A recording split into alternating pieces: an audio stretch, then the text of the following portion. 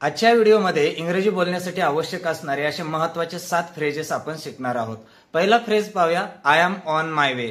तुम्ही घरामधून प्रवासाला निघालेला आहात आणि कुठेतरी तुम्हाला पोहोचायचंय आणि समोरून व्यक्तीने जर विचारलं where are you, we are waiting for you, तू कुठे आहेस, आम्ही तुझी वाट पाहतोय, तर तुम्ही म्हणू शकता don't worry, I am on my way, म्हणजे मी रस्त्यानं आहे किंवा मी येतच आहे। या पद्धतीनं I am on my way तुम्ही यूज करू शकता। सेकंड फ्रेज आहे इट्स अप टू यू।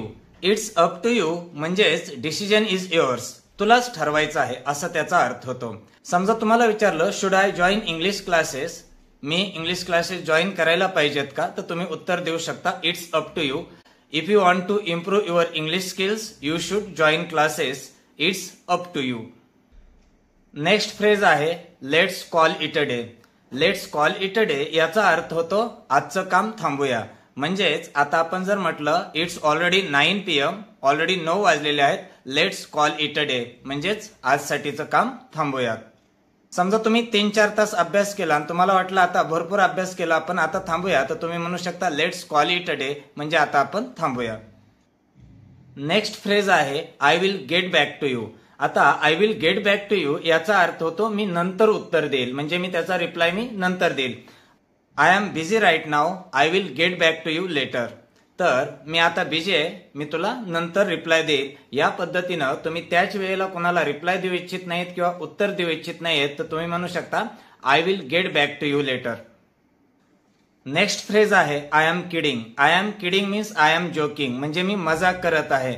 तुम्ही जर म्हटले समजा I saw a ghost last night, मी रात्री भूत पाहितलं, समोरचा व्यक्ती म्हणला व्हॉट आर यू सिरियस, खरंच पाहितलंच भूत, तुम्ही म्हणू शकता आय एम जस्ट किडिंग, मी मजाक करत आहे। नेक्स्ट फ्रेज आहे गॉट इट। गॉट इट म्हणजे आय अंडरस्टूड, म्हणजेच मला समजलं। मी जर म्हटलं your exam starts at 10 AM, तुझी एक्झाम 10 वाजता सुरू होते, तुम्ही म्हणू शकता आय गॉट इट, थँक्यू। कसा आहेस म्हणायचंय तर तुम्ही हाऊ आर यू म्हणू शकता, परंतु तुम्ही जर खूप फ्रेंडली एखाद्याशी बोलत असाल तर तुम्ही म्हणू शकता how are you doing. How are you doing म्हणजे कसं आहेस। अशा वेळेस तुम्ही म्हणू शकता आय एम डुईंग ग्रेट, म्हणजे मी मस्त आहे। व्हॉट अबाउट यू, तू कसा आहेस, तो पुढचा व्यक्ती म्हणेल आय एम ऑल्सो ग्रेट किंवा आय एम ऑल्सो फाईन।